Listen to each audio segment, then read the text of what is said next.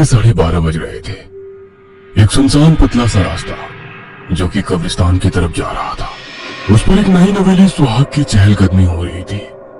उसके चेहरे पर डर साफ नजर आ रहा था। रात का सन्नाटा उसकी हिम्मत को तोड़ने की ताकत रखता था, लेकिन फिर भी अपने हाथ में एक छोटी सी काले कपड़े की पोटली लिए वो कब्रिस्तान के गेट तक पहुंच ही गई। उसने कब्रिस्तान का गेट खोला और अंदर कदम रखा। चारों तरफ कब्र ही कब्र, और उनके बीच से होते हुए वो सुहागन एक छोटी सी कब्र के करीब पहुंची। उसने उस कब्र के पास की थोड़ी सी मिट्टी अपने हाथों से हटाई और उस पोटली को जमीन में दफन कर दिया। उसके बाद वो इतनी तेजी से वहां से निकल गई जैसे कि उसके पैरों में पंख लग गए हो। उसके कुछ देर बाद ही लाल लहंगा चुनरी पहने, अपने चेहरे को घूंघट से छिपाए, हाथ में लालटेन लिए एक दूसरी औरत वहां पहुंची। उसने उस पोटली को वापस जमीन से निकाला और फिर लालटेन उस पर दे मारा। इस तरह लालटेन टूटा और वो पोटली आग की चपेट में आ गई। इसी कब्रिस्तान से कुछ ही दूरी पर एक बड़े से घर के एक कमरे में नितिन अपने बिस्तर पर लेटा सिगार के कश लगा रहा था। तभी दरवाजा खुला और वो सुहागन अंदर दाखिल हुई। अनुष्का, आ गई तुम? ये सुनकर वो नितिन के पास आकर बैठी और गुस्से में बोली, हाँ आ गई मैं, वो भी जिंदा। अरे गुस्सा क्यों कर रही हो? जिस तरह की फालतू रस्में तुम्हारे इस घर में मुझसे करवाई जा रही है ना, ऐसी रस्मों के बारे में मैंने सुना तक नहीं।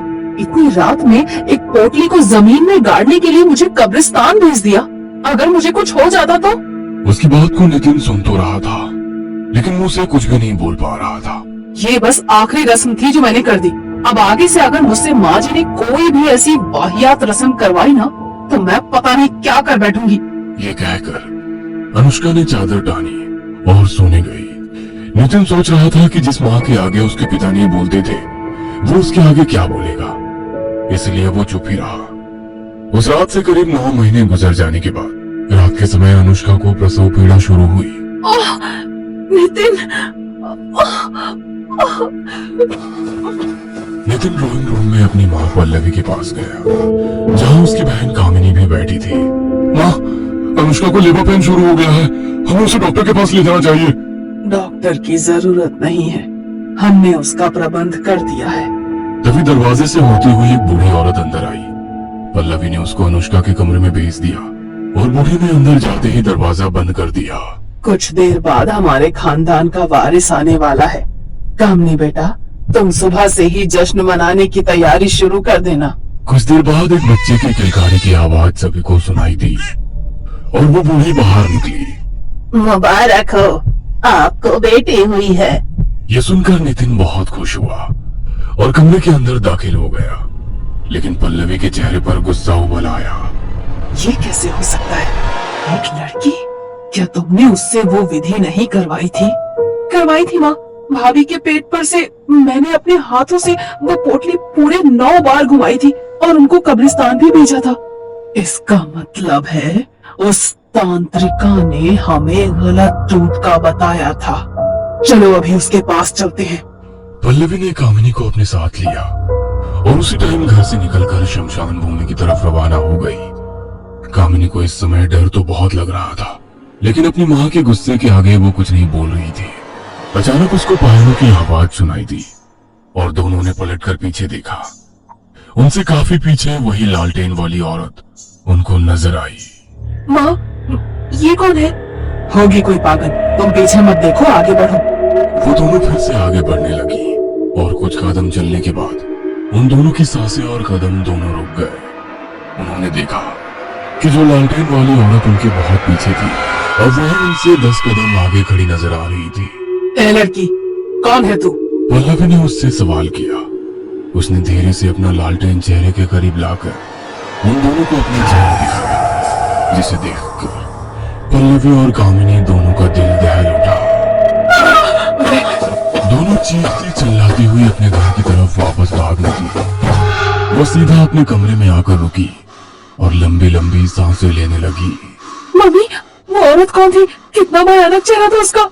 वो कौन थी इस बात से ज्यादा मुझे चिंता इस बात की है कि अनुष्का ने जिंदा लड़की कैसे पैदा की। उस तांत्रिका ने कहा था कि अनुष्का के पेट पर से उस पोटली को 9 बार घुमाकर अनुष्का के हाथों ही कब्रिस्तान में गड़वाना है। उसके बाद अगर अनुष्का के पेट में लड़की हुई तो वो पैदा होने से पहले ही मर जाएगी, और अगर लड़का हुआ तो ही वो सही सलामत पैदा होगा। इसका मतलब है कि उस तांत्रिका ने हमें बेवकूफ बनाया है। कोई बात नहीं, अगर वो टोटका काम नहीं आया तो हम खुद उस नवजात बच्ची को खत्म कर देंगे। इस इरादे के साथ पल्लवी ने कामिनी के साथ मिलकर एक प्लान बनाया। अगली सुबह अनुष्का और नितिन अपने कमरे में अपनी नवजात बच्ची के साथ खेल रहे थे। तभी पल्लवी वहां आई। प्रणाम माँ जी, आपने तो अपनी पोती की शक्ल तक नहीं देखी। देखिए ये कितनी प्यारी है। इसका नाम हमने पिंकी रखा है। ये सुनकर पल्लवी ने एक बार उस बच्ची की तरफ देखा और बोली, बहू, मोहनपुरी गांव में हमारी पुश्तैनी हवेली है और हमारी कुलदेवी का मंदिर भी है। अब तुम माँ बन गई हो, समय आ गया है कि हम सब वहाँ जाकर कुलदेवी की पूजा करें और कुछ दिन वहाँ रहें। जी माँ जी, जैसा आप कहें। घर के सभी मेंबर उसी दिन कार से मोहनपुरी गांव की तरफ रवाना हो गए। पल्लवी पल पल अनुष्का की गोद में सो रही उस प्यारी सी बच्ची को कोस रही थी। कुछ घंटों बाद शाम के 7 बज चुके थे। उनको एक ढाबा नजर आया तो पल्लवी ने नितिन से कहकर गाड़ी उस ढाबे पर रुकवा दी। चलो सब यहाँ खाना खा लेते हैं, थोड़ी देर यहाँ रुककर आगे बढ़ेंगे। ये सुनकर सभी लोग गाड़ी से उतरे। एक पुराना सा ढाबा जहाँ टेबल की जगह कहीं चारपाई बिछी थी। पल्लवी ने कामिनी को इशारा किया, जिसे समझकर वो अनुष्का के पास गई। लाइए भाभी, जब तक आप खाना खाती हैं, मैं पिंकी को संभाल लेती हूँ। अरे नहीं कामिनी, मैं एडजस्ट कर लूंगी। कामिनी ठीक कह रही है अनुष्का, कम से कम खाना तो आराम से खाओ। चलो पिंकी को कामिनी को दे दो। ये सुनकर अनुष्का ने पिंकी कामिनी को थमा दी। कामिनी भी उसके साथ खेलने लगी और उसको लेकर टहलने लगी। कामिनी, वहाँ कहाँ जा रही हो? अरे भाभी मैं यही हूँ, आप फिक्र मत करो, मैं बस पिंकी को थोड़ा घुमा लाती हूँ। अनुष्का, तुम खाने पर ध्यान दो ना, वो उसकी बुआ है, संभाल लेगी उसको। अब अनुष्का और नितिन खाना खाने में लग गए। कामिनी पिंकी को ढाबे के पीछे वाले जंगल में ले गई, जहाँ से भेड़ियों की आवाजें भी सुनाई दे रही थी। अरे बाप रे, यहाँ तो जंगली जानवर काफी ज्यादा महसूस हो रहे हैं। वहाँ कह दूंगी पिंकी को एक भेड़िया खींच कर लेके। ये कहकर कामिनी ने पिंकी को जमीन पर रख दिया और फिर बोली, पिंकी बेटा, तुम यही आराम से लेटो, थोड़ी देर बाद भेड़िया अंकल तुमको लेने आने वाले हैं। ये कहकर वो पीछे मुड़ा। तभी उसको सामने वही लालटेन वाली औरत नजर आई, जिसे देखकर कामिनी की रूह कांप उठी। उसको समझ नहीं आया कि वो क्या करे। डरते डरते उसने जैसे ही पीछे कदम लिया, उसका पैर मुड़ा और वो जमीन पर गिर गई।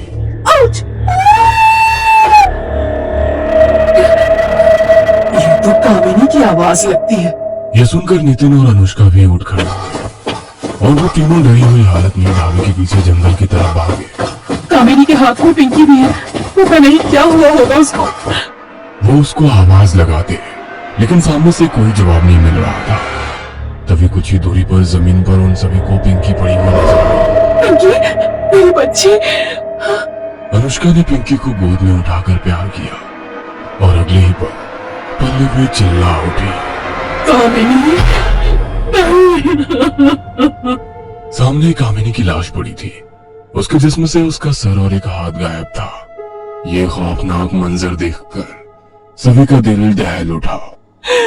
मेरी बच्ची कामिनी। पल्लवी कामिनी की लाश के पास बैठकर रोने लगी। अनुष्का और नितिन की आंखों से भी आंसू बह रहे थे और उनसे कुछ ही दूरी वही लालटेन वाली औरत खड़ी होकर सब कुछ देख रही थी। कामिनी की मौत से पल्लवी की बुद्धि मानो भ्रष्ट हो गई थी और उसके दिल से यही आवाज आ रही थी, इस मनहूस लड़की की वजह से ही मेरी बेटी की जान गई है। मैं अब इसको खुद अपने हाथों से खत्म करूंगी। उन लोगों ने कामिनी के शरीर को मोहनपुरी ले जाकर उसका अंतिम संस्कार किया और फिर वहीं पर अपनी पुश्तैनी हवेली में रहने लगे। अभी कुछ ही दिन गुजरने के बाद पल्लवी ने फिर से अपने काम को अंजाम देने के बारे में सोचा। उस रात पल्लवी ने बड़ी बेसब्री के साथ आधी रात होने का इंतजार किया और करीब 10 बजे वो दबे पांव अनुष्का के कमरे में गई। अनुष्का और नितिन दोनों ही बेखबर सो रहे थे। उसने पिंकी को पालने से उठाया और फिर हवेली से निकल गई। अपनी गोद में पिंकी को लिए हुए वो जंगल के बीचों बीच बने एक तालाब पर आ चुकी थी। मेरी बेटी को खाने वाली डायन, भाड़ में जा। ये कहकर उसने पिंकी को छपाक से तालाब में फेंक दिया। उसके बाद जैसे ही पीछे मुड़ी तो उसको जमीन पर वही लालटेन रखा हुआ नजर आया। उसके चेहरे के भाव बदल गए। तभी उसको पानी की आवाज सुनाई दी और उसने पीछे पलट कर देखा। तालाब के अंदर से 2 हाथ ऊपर निकल कर आ रहे थे, जिनके अंदर सही सलामत पिंकी पड़ी मुस्कुरा रही थी। फिर तेजी से पानी के अंदर से वही औरत अपनी गोद में पिंकी लिए हुए बाहर निकल आई। वो पल्लवी के ठीक सामने थी। उस औरत के कपड़ों से पानी टपक रहा था। उसके खौफनाक सांसों की आवाज पल्लवी के दिल को अंदर से दहला रही थी। कौन है तू? क्यों बार बार इस बच्ची को बचा लेती है? इस पर उस औरत के मुंह से एक शब्द निकला, जोखिनी। ये नाम सुनकर पल्लवी के डर का कोई ठिकाना नहीं रहा। वो वहां से भागना चाहती थी, लेकिन जोखिनी ने उसके बाल पकड़ लिए। उसने एक ही झटके में पल्लवी की गर्दन उसके धड़ से अलग कर दी और इसी पल अनुष्का और नितिन भी वहां आ पहुंचे। यह देखकर उन दोनों का दिल दहल उठा था कि पल्लवी की मौत हो गई थी और उसकी बच्ची घूंघट वाली एक अनजान औरत की गोद में थी। तुम जो भी हो, मुझ पर रहम करो। तुमने जैसे मेरी प्यारी सासू माँ को मार दिया, मेरी बेटी को मत मारना। मेरी बच्ची मुझे दे दो, मेरी बच्ची मुझे वापस कर दो। ये कहते हुए अनुष्का हाथों को फैलाए जमीन पर घुटने टेक आंसू बहाने लगी। मैं तुम्हारी बच्ची को मारने नहीं बचाने आई हूँ, और पहले भी बचाया था इसकी बुआ से, जो इसको खत्म करना चाहती थी। यह सुनकर अनुष्का और नितिन को सब कुछ समझ में आ गया। उसने आगे बढ़कर अनुष्का को उसकी बच्ची सौंप दी। अनुष्का ने खुशी के आंसू बहाते हुए पिंकी को चूमा और खुद से चिपटा लिया। पुराने समय में अश्वत्थामा ने उत्तरा की कोख पर हमला किया था, जिससे क्रोधित होकर भगवान श्री कृष्ण ने उसको श्राप दिया था। उसके बाद उत्तरा ने मुझे यानी जोखिनी को जन्म दिया, और मेरा काम माओ की कोख और उनके नवजात बच्चों की रक्षा करना था। इस तरह जब भी किसी माँ की कोख या उसके नवजात बच्चे को कोई अश्वत्थामा की तरह खत्म करने की कोशिश करेगा, तो जोखिनी यानी मैं वापस आऊंगी उस बच्चे को बचाने के लिए। यह सुनकर अनुष्का और नितिन उसको हैरानी से घूरते रह गए और जोखिनी धुएं की तरह हवा में गायब हो गई। दोनों ने अपनी बच्ची को खूब प्यार किया और सामने रखे हुए उस लालटेन को देखने लगे, जो अभी भी मध्यम रोशनी के साथ जल रहा था।